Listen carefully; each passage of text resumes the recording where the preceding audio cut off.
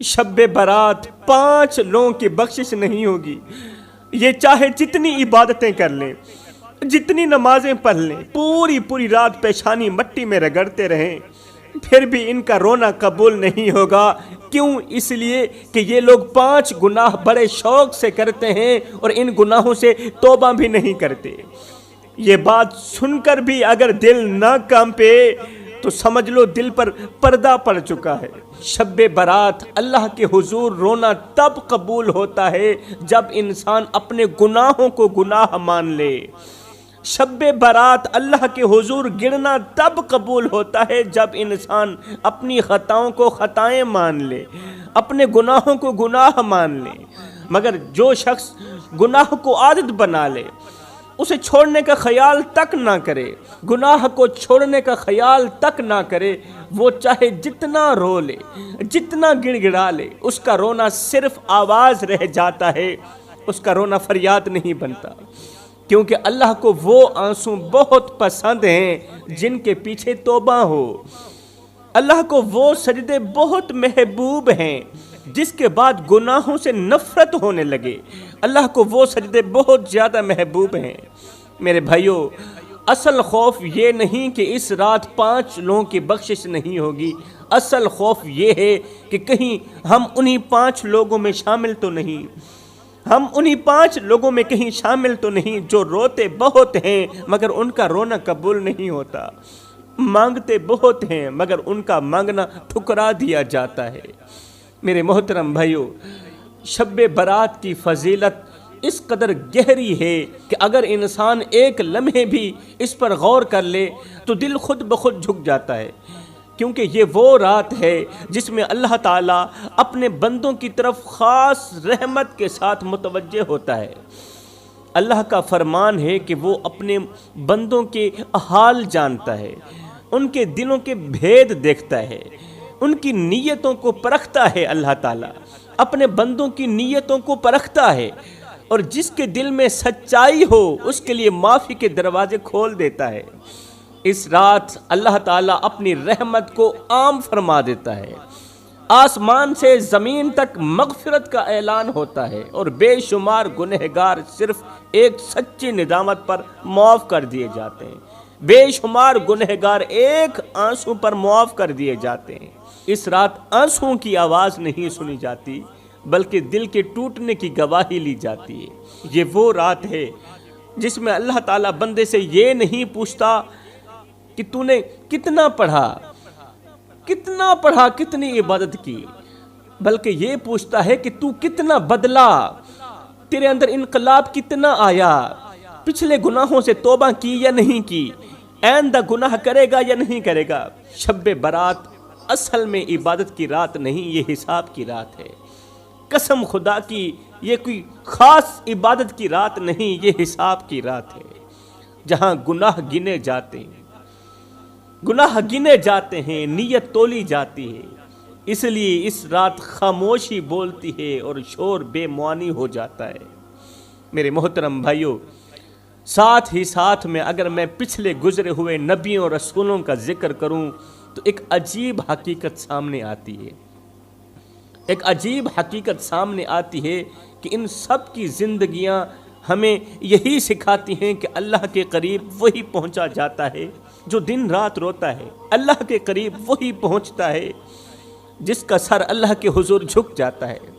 حضرت آدم علیہ السلام کو دیکھیں نا، ان کی کامیابی کا راز عبادت کی کثرت نہیں بلکہ غلطی مان لینا تھی۔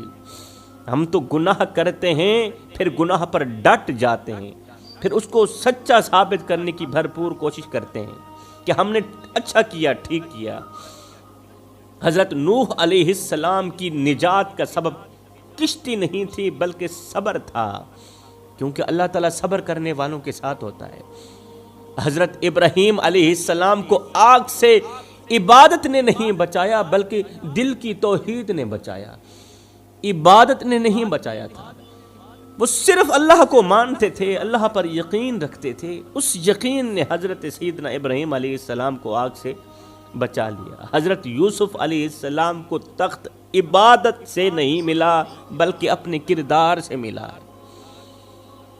یہ سمجھ کر کسی نے یوسف کو تخت پر نہیں بٹھایا تھا کہ یہ اللہ کے نبی ہیں، یہ سمجھ کر تخت پر بٹھایا گیا کہ آپ کا کردار کیسا ہے۔ حضرت موسیٰ علیہ السلام کے لیے سمندر نے راستہ نہیں چھوڑا بلکہ یقین نے چھوڑا، اللہ پر کامل یقین تھا۔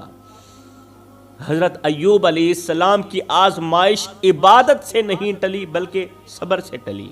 حضرت یونس علیہ السلام ایک اندھیرے سے نکلے، اس لیے نہیں کہ وہ نبی تھے بلکہ اس لیے کہ انہوں نے مان لیا کہ غلطی ہو گئی ہے، اللہ تو معاف کرنے والا ہے۔ حضرت عیسیٰ علیہ السلام کی زندگی میں بلندی کا راز، پرواز کا راز کرامت نہیں بلکہ رحم تھا، خاشیت تھی، اللہ پر پختہ یقین تھا۔ اور پھر میرے کریم نبی کی پوری حیات ہمیں یہ سمجھاتی ہے کہ اللہ کے قریب وہی ہے جس کے دل میں عاجزی ہے، زبان میں نرمی ہے اور عمل میں سچائی ہے، اللہ کے قریب تو وہی ہے۔ اگر انبیاء علیہم السلام کی یہ زندگیاں شب برات کے آئینے میں دیکھیں تو ایک بات ضرور سمجھ آتی ہے کہ یہ رات عبادت دکھانے کی نہیں بلکہ اندر کا انسان بدلنے کی رات ہے، اور جو اس رات بدل گیا وہی اصل میں کامیاب ہوا۔ میرے محترم بھائیو، اب میں آپ کو تھوڑا سا شب برات کی فضیلت کے بارے میں بتانا چاہتا ہوں، کیونکہ یہ رات عام راتوں جیسی نہیں بلکہ یہ وہ رات ہے جس میں اللہ تعالیٰ اپنے بندوں کی طرف خاص توجہ فرماتا ہے۔ یہ وہ رات ہے جس میں گناہوں کے بوجھ تلے دبے ہوئے لوگ بھی اگر سچے دل سے پلٹ آئیں تو پاک ہو جاتے ہیں، پاک ہو جاتے ہیں، اور برسوں کی خطائیں ایک لمحے میں معاف ہو جاتی ہیں۔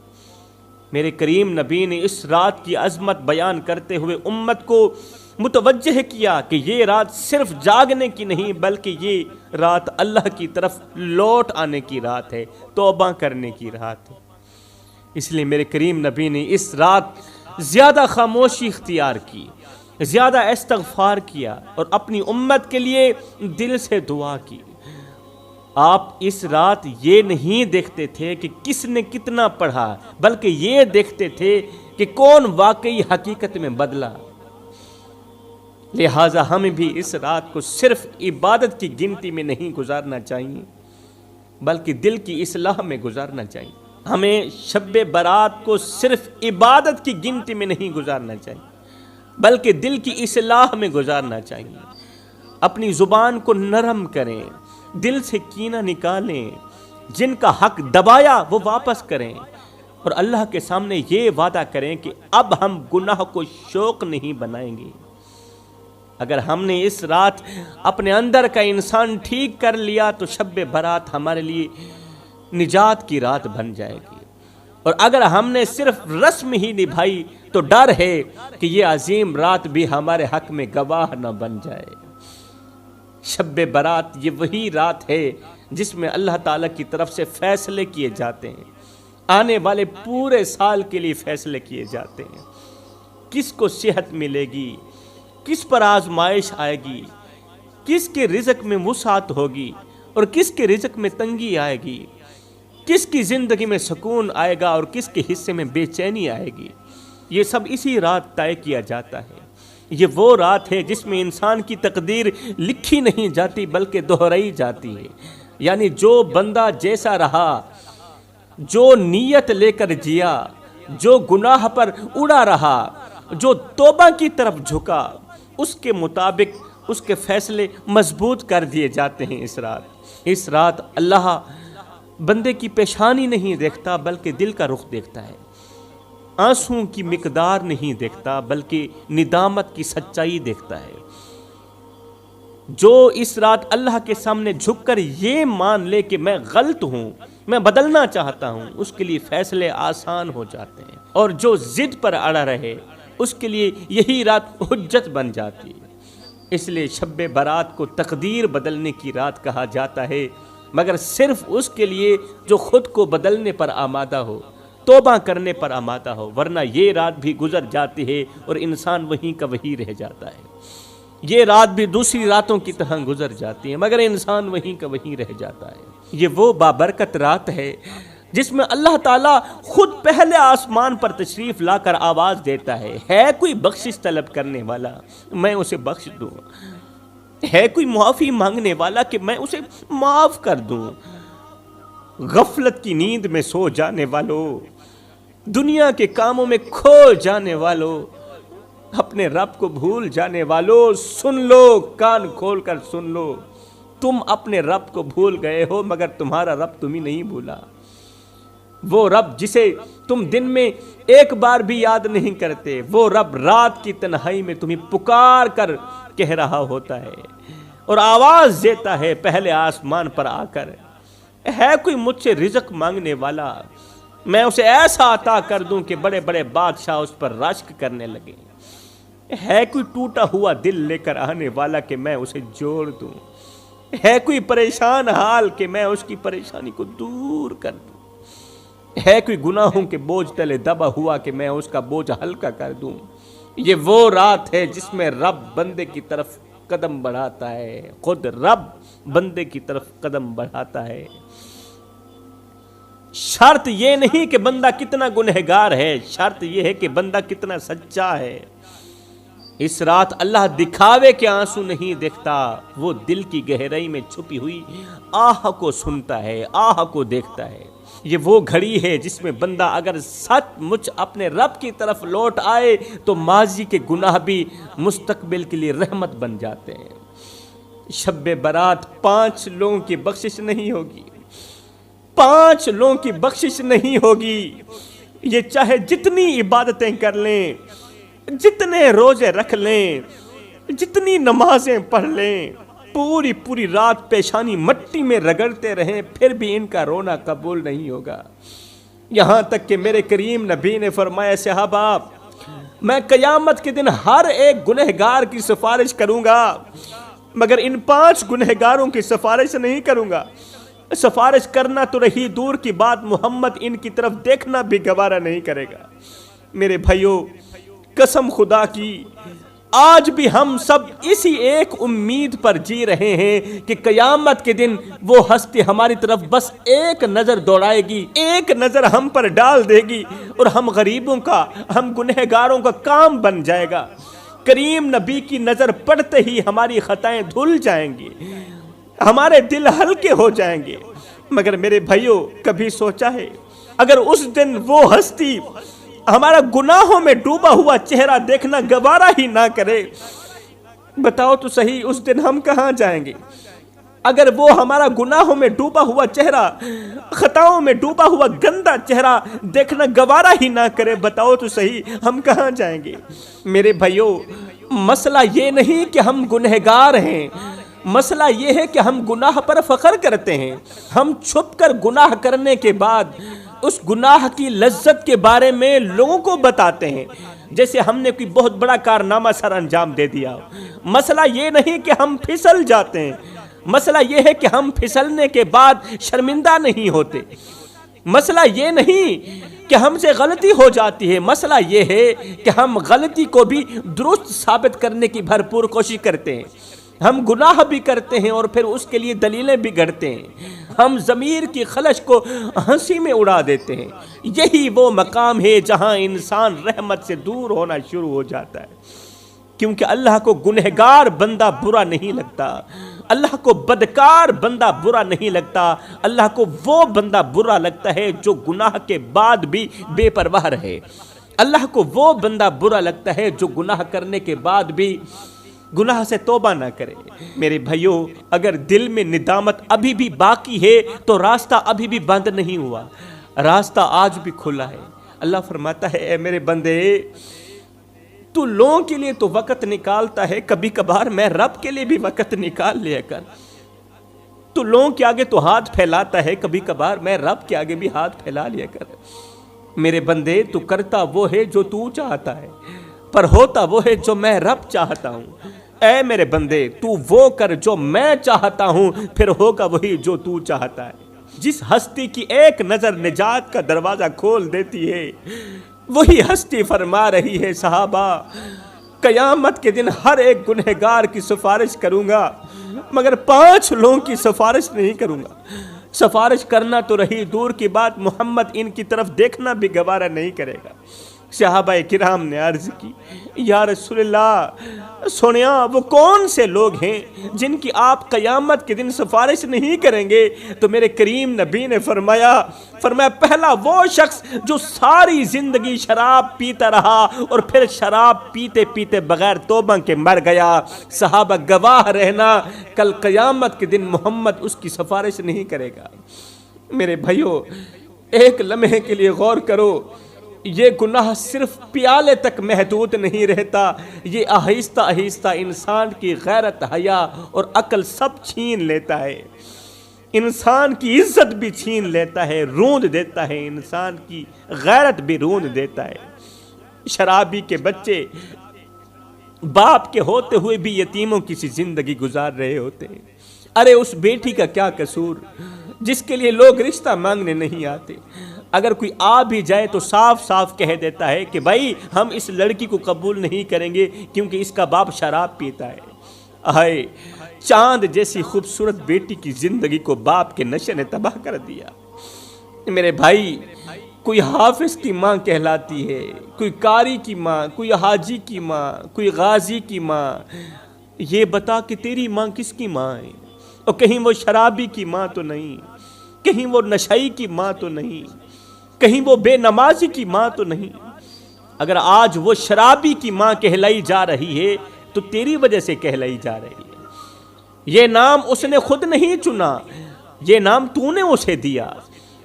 ماں تو وہی تھی جس نے تجھے دودھ پلایا، جس نے تجھے پالا، سجدوں میں تیرے لیے دعائیں مانگی، مگر آج معاشرہ اسے تیرے گناہ کے نام سے پہچانتا ہے۔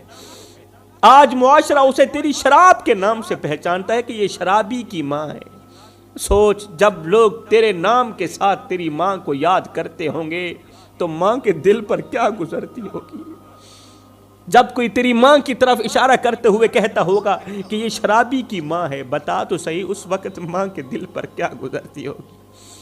اس لیے تو میرے کریم نبی نے فرمایا جو شراب پیے گا قیامت کے دن محمد اس کی طرف دیکھنا بھی گوارا نہیں کرے گا۔ صحابہ کرام نے عرض کی یا رسول اللہ دوسرا کون سا شخص ہے؟ یا رسول اللہ دوسرا کون سا شخص ہے جس کی آپ قیامت کے دن سفارش نہیں کریں گے؟ میرے کریم نبی نے فرمایا دوسرا وہ شخص جو ساری زندگی ماں باپ کو دکھ دیتا رہا، جو ساری زندگی ماں باپ کی آنکھوں سے آنسو نکالتا رہا، ساری زندگی ماں باپ کو درد دیتا رہا اور پھر ماں باپ سے صلح کیے بغیر مر گیا۔ صحابہ گواہ رہنا محمد قیامت کے دن اس کی سفارش نہیں کرے گا۔ وہ ماں جس نے تجھے پہلی بار چلتے دیکھا تو اللہ کا شکر ادا کیا، خوش ہو گئی تھی، اللہ کا شکر ادا کیا تھا، آج وہ ماں تیرے لہجے سے ڈرتی ہے، تیرے سامنے ڈر ڈر کے بات کرتی ہے۔ میرے بھائیو حقیقت تو یہ ہے کہ جب اولاد دنیا کی دولت سے مالا مال ہو جائے، جب اولاد دنیا کی دولت سے مالا مال ہو جائے تو ماں باپ ڈر ڈر کے بات کرتے ہیں کہ کہیں اولاد ناراض نہ ہو جائے، اور جب اولاد دین کی دولت سے مالا مال ہو جائے تو پھر اولاد ڈر ڈر کے بات کرتی ہے کہ کہیں ماں باپ ہم سے ناراض نہ ہو جائیں۔ وہ ماں جس نے تمہیں اپنی گود میں رکھ کر تمہیں ہر خوف سے بچایا، آج وہ ماں تیرے لہجے کے خوف میں جی رہی ہے۔ پھر ایک دن ایسا آتا ہے جب ماں کا بستر خالی ہو جاتا ہے، باپ کی آواز ہمیشہ کے لیے خاموش ہو جاتی ہے۔ جب ماں باپ چلے جاتے ہیں تب اولاد کو یاد آتا ہے کہ ایک بار گلے لگانا باقی رہ گیا تھا، ایک بار معافی مانگنا رہ گیا تھا، ایک بار امی آپ ٹھیک ہے نا، ابو آپ ٹھیک ہے نا، آپ کو کسی چیز کی ضرورت تو نہیں ہے، بس یہ پوچھنا باقی رہ گیا تھا۔ مگر اس دن نہ ماں سنتی ہے نہ باپ سنتا ہے، اس دن صرف قبر کی مٹی ہوتی ہے اور اولاد کے ہاتھوں میں صرف پچھتاوا ہوتا ہے۔ صحابہ کرام نے عرض کی یا رسول اللہ سونیا تیسرا کون سا شخص ہے جس کی آپ سفارش نہیں کریں گے؟ سفارش کرنا تو رہی دور کی بات، قیامت کے دن آپ اس کی طرف دیکھنا بھی گوارا نہیں کریں گے۔ میرے رسول کریم نے فرمایا صحابہ تیسرا وہ جو اپنی 3 انچ کی پیشانی اللہ کے سوا کسی غیر کے آگے جھکاتا رہا، اللہ کے سوا یہ 3 انچ کی پیشانی کسی غیر کے آگے جھکاتا رہا اور جھکاتے جھکاتے بغیر توبہ کے مر گیا۔ صحابہ یاد رکھنا، قیامت کے دن محمد اس کی سفارش نہیں کرے گا۔ میرے بھائیو، وہ سر جسے صرف رب کائنات کے آگے جھکنا تھا، مگر جب انسان اسے دولت کے آگے جھکا دیتا ہے، کسی طاقتور کے آگے وہ سر جھکا دیتا ہے، کسی منصب، کسی رتبے یا اقتدار کی کرسی کے آگے جھکا دیتا ہے، تو دراصل وہ اپنی عزت کو خود اپنے ہاتھوں سے مٹی میں ملا رہا ہوتا ہے۔ اس لیے میرے بھائیو، یہ بات دل میں بٹھا لو، یہ بات دل میں بٹھا لو، پیشانی اگر بچانی ہے تو صرف اللہ کے آگے جھکاؤ۔ قیمتی سر، قیمتی عزت اگر بچانی ہے تو یہ پیشانی صرف اللہ کے آگے جھکاؤ، کیونکہ جو سر اللہ کے سوا کسی اور کے آگے جھک گیا، وہ سر قیامت کے دن اللہ کے حضور اٹھنے کے قابل نہیں رہے گا۔ صحابہ کرام نے عرض کی، یا رسول اللہ، چوتھا کون سا شخص ہے؟ چوتھا کون سا شخص ہے جس کی آپ قیامت کے دن سفارش نہیں کریں گے؟ میرے رسول کریم نے فرمایا، صحابہ، چوتھا شخص ہے رشتے ناتے توڑنے والا، لوگوں کے دلوں میں نفرت کے بیج بونے والا، میاں بیوی کے درمیان جھگڑے کروانے والا۔ یہ وہ بدقسمت شخص ہے، قیامت کے دن محمد سفارش کرنا تو رہی دور کی بات، اس کی طرف دیکھنا بھی گوارا نہیں کرے گا۔